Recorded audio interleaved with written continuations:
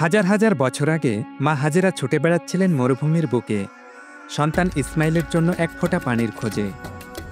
ঠিক তখনই আল্লাহর কৃপায় ভূমি থেকে ফেটে উঠল এক অলৌকিক উৎস, জমজম কূপ।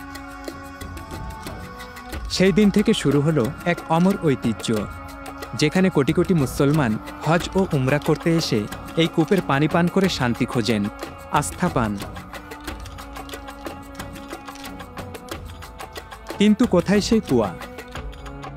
আবার আশেপাশে তো কোনো কুয়া আমাদের চোখে পড়ে না। হজের সময় জমজমের নামে আমরা তাহলে কোন পানি খাচ্ছি?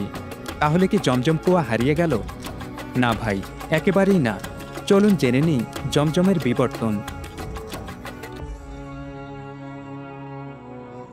একটা সময় ছিল যখন হাজিরা নিজের হাতে দড়ি ফেলে বালতিতে পানি তুলতেন, কিন্তু সেই সময় বদলেছে। 1964 সালে সৌদি সরকার জমজম কূপের জন্য নেয় এক যুগান্তকারী পদক্ষেপ।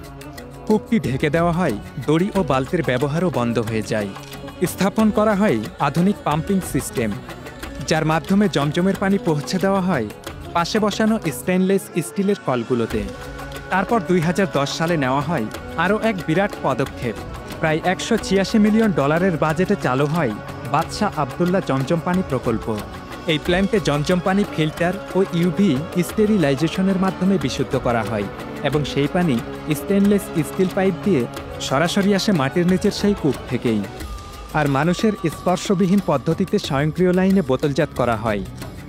এই আধুনিক প্ল্যান্টের অটোমেটিক ফিলিং লাইনের উৎপাদন ক্ষমতা প্রতি ঘন্টায় 1500 থেকে 2000 বোতল। প্রতিদিন তৈরি হয় প্রায় 33,000 থেকে 44,000 বোতল জমজম পানি, যা চলে আসে হাজিদের হাতে নিরাপদে ও পবিত্রভাবে। এই পবিত্র পানি যেন প্রতিটি যাত্রীর জন্য এক স্মৃতির প্রতীক। আর ঠিক সেই কারণেই প্রতিষ্ঠিত হয় জামাজিমা কোম্পানি। বিখ্যাত এই প্রতিষ্ঠানটি বিশাল এক দায়িত্ব কাঁধে নিয়েছে। বিদেশ থেকে আগত হাজিদের মক্কায় ঢোকার সময় এবং গাইডেন্স সেন্টারে ও হাজিদের আবাসস্থলে তারাই জমজম পানি সরবরাহ করে থাকে। আর তারপর বিদায়ের সময় তাফহিজ সেন্টারগুলোতেও স্মৃতিস্মারক হিসেবে তারাই জমজম পানি বিতরণ করে থাকে। এইভাবে নিশ্চিত করা হয় জমজমের পানি যেন হয়ে ওঠে হাজিদের মক্কায় আসার প্রথম চুমুক এবং মক্কা ছাড়ার আগেও শেষ চুমুক।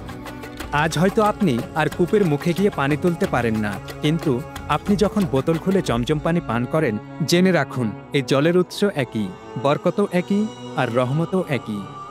জমজম কূপ হারিয়ে যায়নি, সে শুধু নিজের রূপ বদলেছে, একটি পবিত্র উত্তরাধিকারকে আগামীর দিকে এগিয়ে নিতে।